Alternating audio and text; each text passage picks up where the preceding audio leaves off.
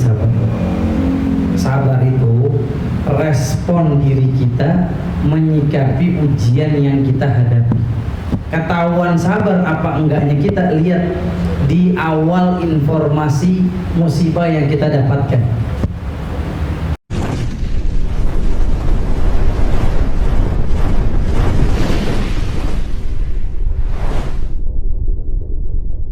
Warahmatullahi wabarakatuh.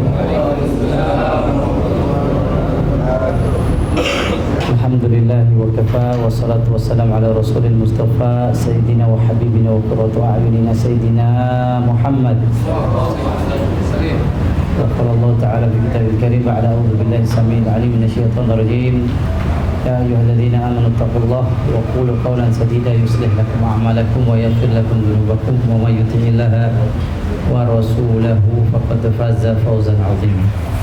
Sadaqallahul azim. Yang saya hormati para pimpinan KB Bukotul Syariah, bapak-bapak, ibu-ibu yang Masya Allah mau menyempatkan waktu bukan buat siapa-siapa tapi buat Allah Azza wa Jalla untuk mencas keimanan kita kepada Allah. Karena kata Rasulullah SAW, saatan ya, ada kalanya kita bekerja, ada kalanya kita menambah ilmu agama kita. Karena demi Allah, hanya dengan ilmu agama sajalah seseorang akan dimudahkan jalan menuju surga. Ya, Rasulullah SAW bersabda, man salaka tariqan yaltamisu fihi ilman sahalallahu bihi lahu tariqan ilal jannah. Siapa yang menempuh jalan untuk menambah ilmu agama, Allah akan mudahkan jalan dia ke surga. Ya, insyaallah ada sebuah kantor yang memfasilitasi kita menambah ilmu agama. Ini sebuah keberkahan dari Allah. Ya, doakan Bukotul Syariah ini makin maju, makin berkembang. Ya, insyaallah apalagi Ramadan ada program i'tikaf ya di masjid mana? Al-Ikhlas. Memfasilitasi kita untuk semakin dekat kepada Allah Subhanahu wa taala. Mudah-mudahan ini jadi amal jariah para pimpinan kita insyaallah. Bapak Ibu yang dimuliakan Allah Azza wa Jalla, tema kita insyaallah belajar sabar dari Nabi Ayub. Ya. Saya pengen tanya nih sama Bapak Ibu, kalau dengar kata Nabi Ayub, Bu, apa yang ada di otak kita, di pikiran kita apa? Nabi Ayub apa, Bu?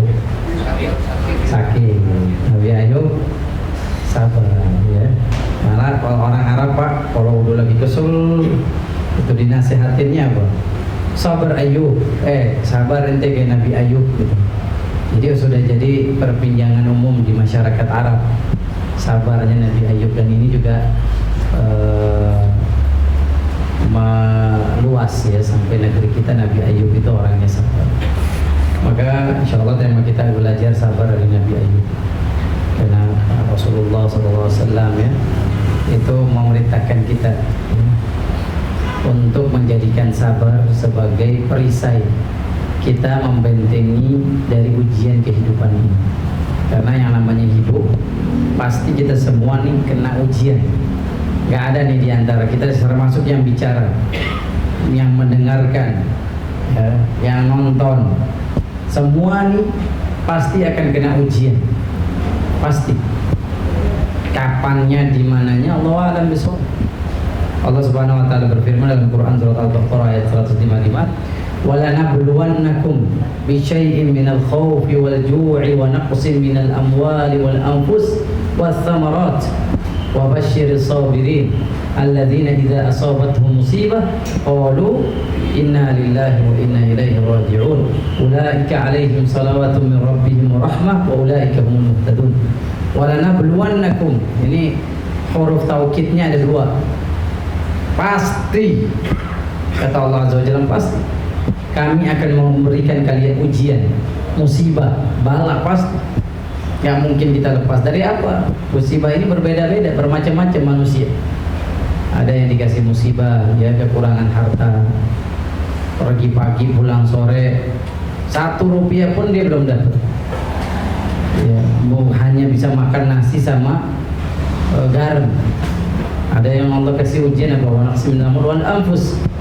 Diberikan musibah kehilangan orang-orang yang dia cintai, kehilangan ayahnya, ibunya, kehilangan anaknya, kehilangan pasangan hidupnya. Pasti gak ada di dunia ini abadi, gak ada di dunia ini yang abadi. Kullu man 'alaiha fan, kata Allah Azza wa Jalla, yang ada di muka bumi ini binasa. wa yabqa wajhu rabbika dzul jalali wal ikram, yang hanya abadi hanya Allah Subhanahu wa taala. Wal anfusi wat thamarat wa basyir sabirin. Di akhir ayat ini Allah bilang berikan bergembira buat orang sabar. Dan ingat Pak, yang dikatakan sabar itu apa? Kita sering ngomong sabar. Apa itu arti sabar? Sabar itu respon diri kita menyikapi ujian yang kita hadapi. Ketahuan sabar apa enggaknya kita lihat di awal informasi musibah yang kita dapatkan. Kamu kehilangan A, kita buat ayah kamu sekarang lagi kritis di ICU, sudah dibantu ventilator untuk bernafas. Lihat, kita sabar apa enggak? Respon kita ketika mendapatkan informasi. Kalau dia ketika ada teriak, marah-marah, ya. Tapi kalau orang yang sabar, ketika dapat musibah itu dia langsung ngomong innalillah, itu orang sabar. Sabar itu nggak nunggu mikir. Jadi banyak orang yang salah memahami. Marah-marah dulu, setelah 1 hari kemudian baru sadar. Itu berarti dia belum sabar. Karena kata Rasulullah SAW, as-sabru inda sadmatil ula. Sabar itu ketika dapat tabrakan pertama, goncangan pertama. Makanya belajar ilmu Allah Azza wa Jalla ini, ya, ilmu Islam ini gak gampang. Ya, sabar ini didapat dengan belajar. Gak bisa instan, gak bisa bim salah bim. Orang dapat informasi musibah langsung memaki. Allah gak adil, kok saya sholat bapak saya diambil sih. Yang lebih hebat dari kamu Rasulullah kehilangan ayah ibunya. Yang lebih hebat dari kamu Rasulullah kehilangan anaknya. Apakah Rasulullah memaki-maki takdir, memarahi suratan yang Allah sudah gariskan? Qul la yusibana illa ma kataballahu lana. Karena Rasul sadar semua yang menimpa diri kita semuanya sudah dicatat oleh Allah Azza wa Jalla. Jadi nggak ada alasan bagi kita untuk tidak menghadapi ujian ini. Dan cara menghadapinya apa? 2. Hanya 2. Gak ada 3, gak ada 4. Makanya ini resep jitu untuk bisa memasuki surga Allah Azza wa Jalla, ada 2. Apa itu? Sabar ketika dapat musibah, bersyukur ketika dapat nikmat. Rasulullah SAW bersabda, ajaban li amril mu'min, inna amrahu kullahu khair, wa dhalika lil mu'min, in asabathu sarra syakar fakana khairan lahu, wa in asabathu dharra sabar fakana khairan lahu. Orang beriman itu ajaib, beda dia sama orang kafir, beda sama orang-orang yang akidahnya tidak bertuhan kepada Allah Azza wa Jalla. Kenapa? Kalau dikasih kesenangan dia bersyukur, alhamdulillah ini nikmat dari Allah. Saya bisa kerja di saat jutaan orang nganggur, 30 juta orang nganggur gara-gara Covid di PHK. Saya masih dikasih kerjaan di Bank Bukopin Syariah atau di kerjaan manapun, alhamdulillah ya Allah. Bersyukur. Kalau dikasih musibah sabar. 2. Ya, dan fakana khairul lahu, sabar jadi kebaikan buat dia, syukur jadi kebaikan buat dia. Maka jamaah rahimakumullah, kita akan sedikit nanti berkisah tentang Nabi Ayub alaihissalam. Kenapa saya pilih tema ini? Karena saya terinspirasi Bapak Ibu dari jamaah umroh saya. Ya, beberapa tahun lalu umroh bareng saya.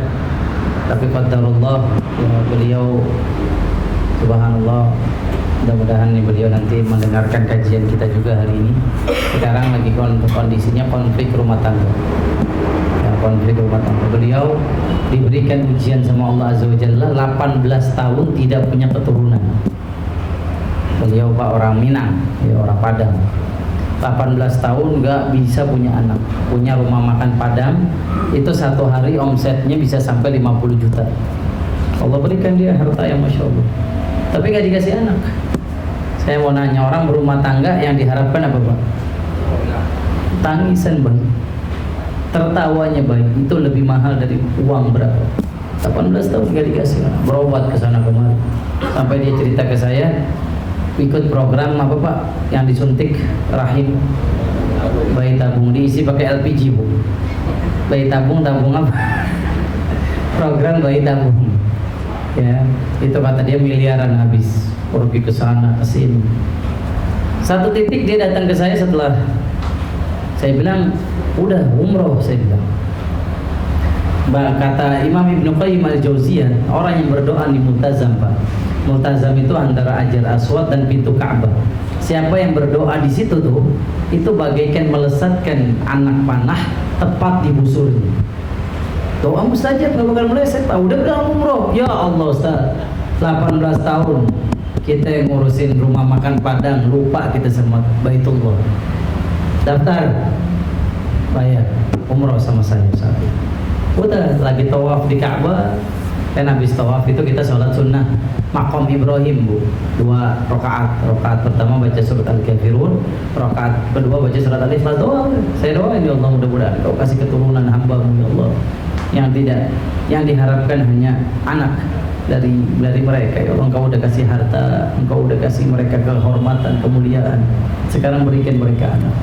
Pulang Pak, Bu, dikasih anak. Masya Allah, Alhamdulillah Ustaz, berhasil nih kita umroh, kita doa di multazam, dikasih anak. Tapi di hari kedua awal ketawa, hari keduanya menangis. Jadi ingat, Allah Subhanahu wa Ta'ala bisa membuat kita tertawa, Allah juga bisa membuat kita menangis. Allah berfirman, wa annahu huwa adhaka wa abka. Dan dialah Allah yang bisa bikin kamu tertawa, bisa bikin kamu nangis seketika. Hari pertama tertawa, bahagia, kehadiran anak. Hari keduanya menangis. Di telepon saya, Ustaz, anak saya masuk ruangan ICU. Saya datang ke rumah sakit Hermina Sunter dalam keadaan tidak bernyawa. 18 tahun menanti, dikasih langsung wafat. Subhanallah. Di setiap kita Pak, musibahnya beda-beda, ujiannya beda-beda, dan pasti kena ujian. Ya, nikah dapat istri bawel, bener ya Allah. Sampai di rumah kagak wani yang ketawa nih kayaknya ngerasa termasuk. Ya, maksudnya istri bawel, aduh nggak kuat gue di rumah. Bawaannya pengen keluar rumah, pengen ngopi aja di luar. Subhanallah. Ini juga didapati oleh orang soleh, bukan kita doang ternyata. Di zaman salafus soleh istrinya bawel Pak, sampai lagi di majelis istrinya datang ngomel-ngomel. Kamu gimana sih? Gini di depan jamaahnya, padahal ulama yang dimuliakan Allah Azza wa Jalla ilmunya. Terus sampai muridnya marah, istrinya pulang, muridnya sampai nggak kuat Pak. Bukan hanya orang lain, dirinya orang lain sampai nggak kuat akhlak istri. Apa kata ulama ini? Saya sabar. Apa yang dia ngomong ketika dia sabar, besoknya lahir anaknya hafiz Quran. Dia bilang, apa seandainya saya ceraiin, saya nggak dikasih anak soleh sama Allah Azza wa Jalla. Karena di balik sabar ada rahmat Allah yang menanti, kasih sayang Allah yang menanti. Kayak kita bahas ya cerita Nabi Ayub alaihissalam. Ibu bapak yang dimuliakan Allah Azza wa Jalla, Nabi Ayub bila syak kesepakatan para ulama adalah nabi kaya, nabi yang dikaruniai Allah banyak anak. Ada yang menceritakan Nabi Ayub alaihissalam punya anak 10. Beliau punya bisnis di bidang peternakan, pertanian ya, dan itu sukses, masya Allah, izin Allah Azza wa Jalla. Dan ini setelah 80 tahun. Jadi Nabi Ayub alaihissalam itu menikmati hasil kekayaannya dia, anaknya itu tergagah, beramai, anaknya banyak itu sampai usia beliau 80 tahun. Setelah 80 tahun dia dikasih penyakit namanya juzam. Apa itu juzam? Penyakit kusta Pak, kulit. Yang diceritakan Pak, kulitnya ini sampai cacing menghampiri kulitnya. Jijik kan? Kita akan lihat ini horor, penyakit horor. Subhanallahiladzim. Setelah dikasih sakit, anaknya 10-10-nya meninggal dunia dalam waktu yang berdekatan. Semua punya teman dekat, temannya pada menjauh. Punya sahabat karib, sahabat karibnya pergi dari diri. Tinggal tersisa cuma istrinya yang menemani beliau alaihissalam, Nabi Ayub. Itu istrinya ngerawat Nabi Ayub alaihissalam. Dan Nabi Ayub itu kalau mau buang hajat ditemani. Karena nggak ada lagi yang mau nemenin dia, murid-muridnya, orang-orang terdekat dia nggak mau nemenin. Dan Nabi Ayub alaihissalam nggak mau buang air dilihatin sama istrinya. Beliau pemalu, hayyun disebutkan dalam sejarah, Nabi yang pemalu. Dia ditutup oleh pohon buang hajat. Jadi ini setiap hari. Dan istrinya dengan sabar ya, melayani dia sampai nggak punya uang sama sekali buat beli makan. Nabi Ayub nggak bisa kerja. Kenapa? Kalau mau kerja orang pada jijik sama Nabi Ayub alaihissalam. Nggak ada yang mau mempekerjakan Nabi Ayub. Takut menular kepada diri mereka. Sampai pada saatnya istrinya memutuskan bekerja. Istrinya bekerja. Istrinya nyuciin baju orang, pulang bawa roti. Nabi Ayub nanya, ini dari mana roti? Saya nggak mau makan kalau nggak jelas. Oh, saya nyuciin baju orang, saya dikasih makan. Besoknya lagi istrinya merahin kambing, ya, susu kambing untuk dapat upah. Pulang ditanya Nabi Ayub, oh dicerita tentang bagaimana hasil dia mendapatkan uang. Sampai pada akhirnya istrinya nggak ada yang mau mempekerjakan. Wah, ini kan dia lagi ngerawat suaminya nih. Suaminya kena penyakit kusta, nanti takutnya menular. Istrinya sampai pusing, sampai di rumah seharian nggak makan. Nah, di zaman Nabi Ayub alaihissalam itu perempuan pada bangga dengan punya rambut panjang. Dan istri Nabi Ayub alaihissalam ini cantik, punya rambut panjang yang bagus, dipotonglah satu jari atau apa ya, dan dijual di pasar. Nabi Ayub nanya, dari mana ini duit? Oh, saya jual rambut saya. Padahal haram demi Allah ya, perempuan yang menyambung rambut dalam Islam hukumnya haram. Disebutnya apa? Extension. Betul nggak? Wah, itu haram. La'anallahu al-wasilatu wal mustawsilah. Allah melaknat perempuan yang menyambung rambut dan minta disambung rambut. Ini perbuatan tidak oleh Allah Azza wa Jalla, sampai rambutnya botak. Di situ Nabi Ayub bilang, kalau gue sembuh nih, kalau saya sembuh, saya akan pukul istri saya 100 kali jilid, 10 kali pukul, 100 kali pukulan. Ini atas saut, 100 kali pukulan. Dilalahnya Pak, istrinya nanya, Ayub, engkau ini kekasih Allah, kenapa nggak minta sembuh? Doanya nggak pernah bilang, ya Allah sembuhkan saya, nggak pernah. Ya Allah hilangkan penyakit saya, enggak. 18 tahun dikasih penyakit yang begitu mengerikan, yang membuat dia tidak bekerja, bangkrut, nggak punya makanan. Kenapa nggak minta sama Allah? Engkau dekat sama Allah. Nabi Ayub balikin sama istrinya, wahai istriku, kam labithna minan na'im. Kita ini dapat nikmat dari Allah berapa lama? Kita menikmati harta kita bisa beli kendaraan mewah, menikmati rumah mewah, kita punya anak, semuanya kita kasih perusahaan. Itu berapa lama kita menikmati kekayaan, menikmati kenikmatan dari Allah? Kata istrinya 80 tahun. Ya udah, kalau begitu kita harus berlaku adil sama Allah. Tunggu 80 tahun baru saya berhak dapat kesembuhan. Tunggu 80 tahun baru saya berhak dapat nikmat lagi. Sekarang nggak apa-apa, tungguin sampai 80 tahun. Itu Nabi Ayub alaihissalam. Karena betapa banyak di antara kita hanya mikir yang Allah ambil dari diri kita. Kita lupa apa yang Allah berikan sama kita. Engkau punya 5 anak, diambil 1, ya udah masih ada 4. Ya, engkau punya istri 4, yang diambil 1, sisa. Oh enggak. Yang diambil yang paling jatuh lagi, yang paling mudah. Subhanallah. Ya, kita hanya mikirin yang Allah ambil, lupa sama yang Allah kasih. Itu yang Nabi Ayub ajarkan sama diri kita. Kita dikasih sakit seminggu di rumah sakit, udah kita ngeluh, lupa sama nikmat Allah yang 100 tahun, yang 70 tahun. Allah Azza wa Jalla kasih kita nikmat bisa makan enak, cuma dikasih istirahat di rumah sakit 3 hari nggak bisa makan enak. Itu Nabi Ayub ajarkan kita, ingat nikmat Allah, jangan sekedar cuma ingat ujian, ingat musibah, ingat bala. Sampai akhirnya Nabi Ayub alaihissalam berjalan waktu, Nabi Ayub alaihissalam didatangi 2 temannya. Ini 2 temannya ngomong kalimat nyelekit. Nyelekit bahasa Bukopinnya berapa? Nyelekit, nyakitin. Ini 2 temannya nyakitin. Dia bilang apa? Saya tahu nih, Ayub dikasih penyakit ini gara-gara dosa dia. Allah lagi marah sama dia. Ayub Nabi, dia mungkin punya dosa tersembunyi, khabi'ah. Disebutkan nama temannya, ta'ala yumkin huwa lahu khabi'ah. Dia punya dosa tersembunyi, mungkin di depan kita baik, tapi dia punya dosa yang nggak diketahui umat. Akhirnya Allah azab dia. Di situ Nabi Ayub berlinang air mata. Jadi kenapa kepada Nabi Ayub alaihissalam, menyakiti perasaan Nabi Ayub alaihissalam. Nabi Ayub manusia punya hati. Di situ baru Allah Azza wa Jalla abadikan doa Nabi Ayub. wa anni massani ad-durru wa anta arhamur rahimin. Ya Allah, Engkau udah kasih saya penyakit ini, tapi saya yakin Engkau lebih sayang daripada siapapun. Engkau lebih sayang daripada ibu saya, bapak saya. Engkau kasih sayangnya tidak ada yang bisa melampaui. Baru ngomong begitu, Allah Azza wa Jalla bilang, Ayub, itu di depan kamu, hentakkan kaki kamu. Ya, ada air yang buat kamu minum, ada air buat kamu mandi. Saat dia doa itu, dia minum, dia mandi, Allah Azza wa Jalla kasih kesembuhan. Kulitnya normal lagi, Pak. Bahkan diceritakan lebih ganteng dari sebelumnya. Hartanya dia mungkin 1 triliun, setelah sembuh jadi 2 triliun, 2 kali lipat. Anak-anaknya lahir lagi.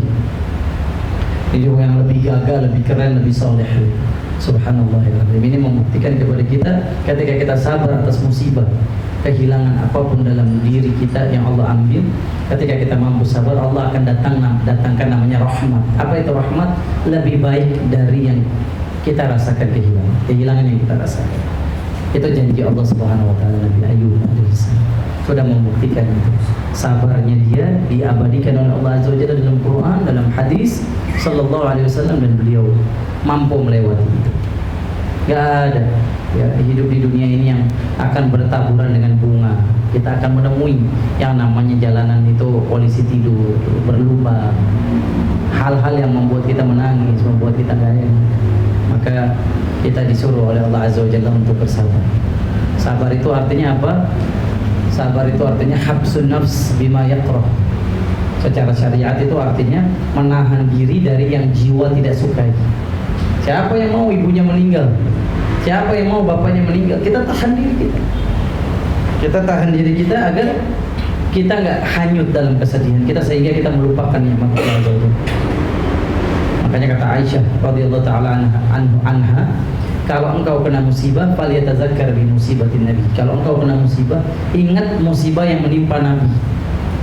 Tidak ada musibah manusia di muka bumi ini yang lebih dahsyat dari Nabi Muhammad sallallahu alaihi wasallam. Nabi kehilangan ayah ibunya, Nabi kehilangan anak, Nabi kehilangan istrinya, Nabi kehilangan pamannya, Nabi kehilangan. Ma wadda'aka rabbuka wa ma qala. Tapi Allah enggak pernah ninggalin Nabi Muhammad. Dikasih Isra Mi'raj, tasliyah, entertainment, berjumpa dengan Allah di langit ketujuh. Ini karena kesabaran Nabi kita Muhammad sallallahu alaihi wasallam. Oleh itu jamaah rahimakumullah, kalau kita sabar kayak tadi yang saya ceritakan, dia sabar ketika kehilangan bayi yang baru lahir. Tahukah Bapak, itu adalah salah satu amalan yang bisa membangunkan kita rumah di surga. Allah Subhanahu wa taala memberikan rumah di surga bagi mereka yang bersabar.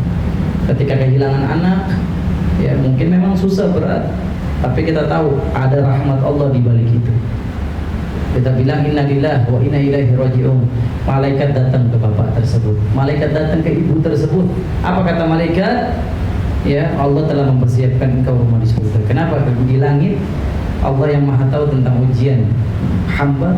Allah Azza wa Jalla katakan kepada para malaikat, ya malak ibnu lahu baitan fil jannati wa sammuhu baital hamdi. Wahai malaikat, bangunkan rumah untuk orang ini di surga dan namakan rumahnya nanti Baitul Hamdi.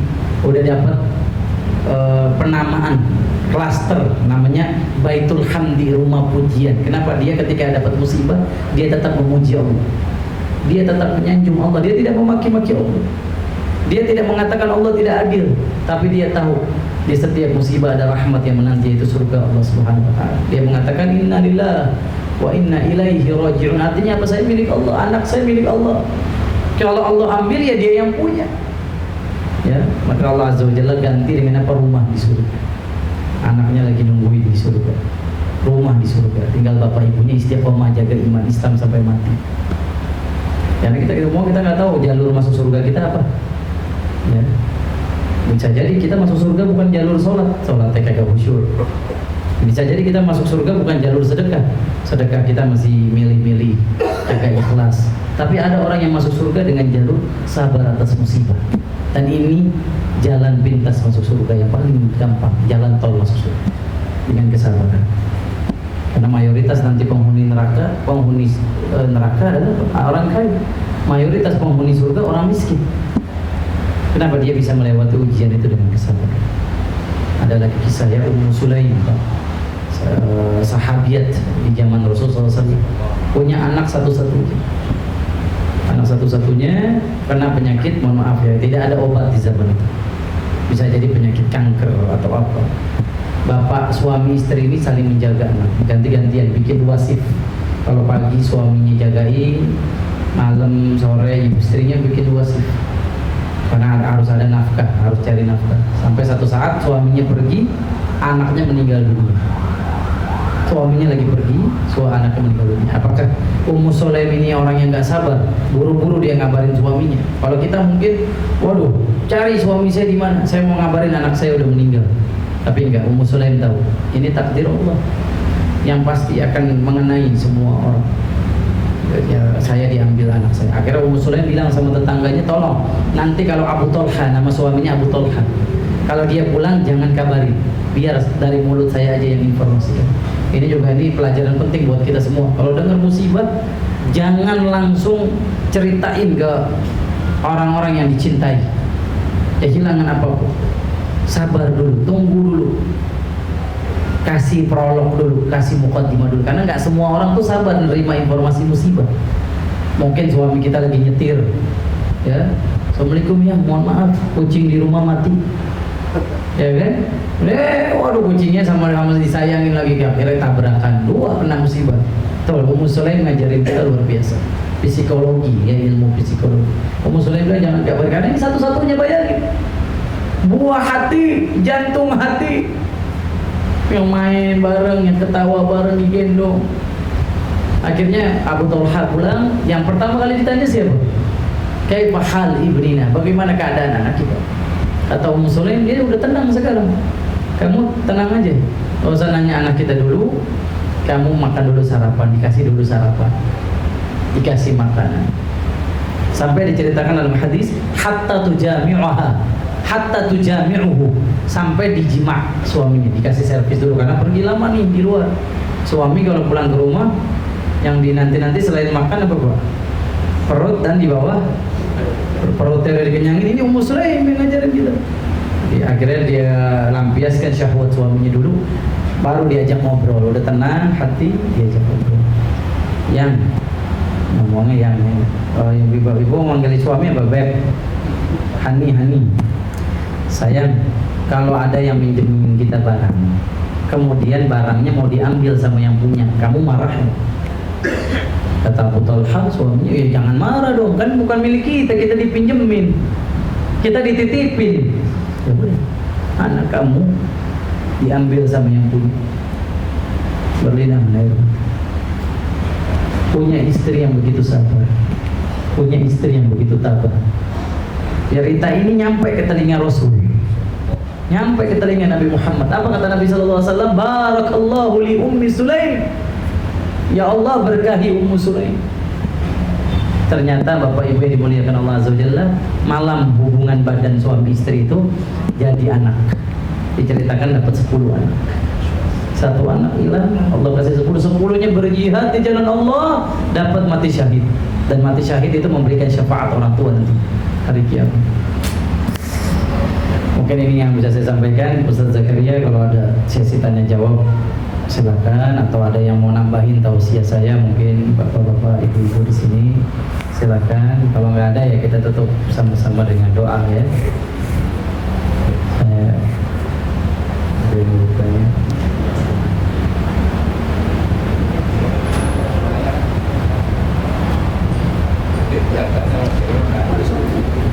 Ya, Assalamualaikum ya Pak Sagan. Assalamualaikum warahmatullahi wabarakatuh. Subhanallah, Masya Allah, ini atas waktunya. Ini izin Pak Komisaris Pak Haji. Oh, Masya Allah. Hanya ini aja mengenai pekerjaan. Kadang-kadang memang kita di dalam berinteraksi, di dalam bermuamalah memang suka tidak sabar. Padahal ini temanya banyak banget yang harus kita tiru dan kita teladani harusnya, terutama dalam hal memutuskan suatu perkara, atau dalam hal kita mungkin kekurangan kita tidak bisa membina hubungan baik dengan teman-teman kita atau dengan kolega kita, tapi atas kekurangan kita itu malah marah gitu. Nah, seharusnya apa yang harus kita lakukan apabila di dalam suatu pekerjaan kita, contohnya di Bank Kamil Kopi Syariah ini, mudah-mudahan sih nggak ada yang marah-marah ya, mudah-mudahan insya Allah ya, karena ini mungkin udah banyak diajarin tentang sabar nih Ustaz harusnya, cuman kan suka ada aja gitu Ustaz. Jadi kita itu tidak serta-merta harusnya mengambil contoh, kita sabar dulu baru memutuskan, tapi kadang-kala kita itu suka didahulukan tuh marah dulu baru oh iya ya mungkin dia betul sebenarnya, tapi tidak menelaah dulu apapun yang disampaikan oleh teman kita atau atasan kita, tapi kita udah marah dulu gitu. Nah mungkin mohon ini aja Ustaz, kira-kira kiatnya tuh untuk menjaga sabar kita, baik sabar itu dalam musibah maupun sabar dalam tadi menerima nikmat gitu, seperti apa Ustaz kalau untuk khusus untuk kita gitu. Terima kasih Ustaz. Ya, terima kasih Pak ya. Ya, tadi saya sudah sampaikan di awal, makanya saya sebelum saya mulai ke tema atau itu, saya jelaskan dulu tadi, sabar itu respon diri kita ketika mendapatkan informasi. Apalagi ini informasi yang menyedihkan. Respon. Jadi kalau respon kita sampai memaki, lagi di kendaraan, di pepet mobil orang, ketika buka kaca, keluar tuh kata-kata kebun binatang, demi Allah Anda tidak sabar. Ada seorang sahabat datang ke Rasulullah, ya Rasulullah ausini, kasih saya nasihat. Rasulullah nggak banyak ngomong, la taghdab, jangan marah. Kenapa? Marah itu nggak mendatangkan kebaikan sedikit pun. Marah itu tidak mendatangkan solusi dari apapun masalah kita. Justru yang menambah masalah dari double ketika kita marah. Ketika kita dipukul sekali, kita balas dia pukul lagi, bukan solusi. Kalau kita sabar, udah saya sabar, nggak apa-apa saya dipukul, ya udah deh, karena ini negara hukum, saya bikin aja visum di rumah sakit, ya, biar dia sekolah dulu deh di universitas namanya Prodeo sebulan. Ini pilihan dibandingkan kita mukul dia balik. Mohon maaf, dia mungkin lebih parah dari kita. Maka kata Allah Subhanahu wa taala ya dalam Quran, "Falyafu wal yasfahu ala tuhibbuna ay yaghfirallahu lakum." Hendaklah kamu memaafkan. As-safh, safh itu merupakan kesalahan. Al-'afw was-safh. Udah kalau udah maafin orang, jangan ingat lagi kesalahannya, jangan dendam. Jangan embel-embel ketemu dia kesel, ada marah-marah, kita memaki dia, jangan. Kenapa? Karena ketika kita memaafkan kesalahan dia, Allah akan mengampuni dosa-dosa kita. Allah akan mengampuni dosa-dosa kita. Karena lihat aja, kita hidup di Jakarta yang luar biasa ini.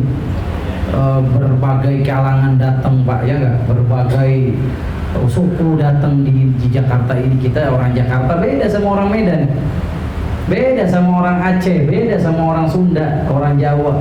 Sehingga disitulah butuhnya ilmu agama untuk menghadapi muamalah, proses kita bersosialisasi dengan masyarakat, mobil khusus di kantor. Ada hal yang bikin kita kesel, ya jangan kita tahan marah kita. Jadikan setiap marah kita sebagai kebaikan dengan apa yang diinginkan.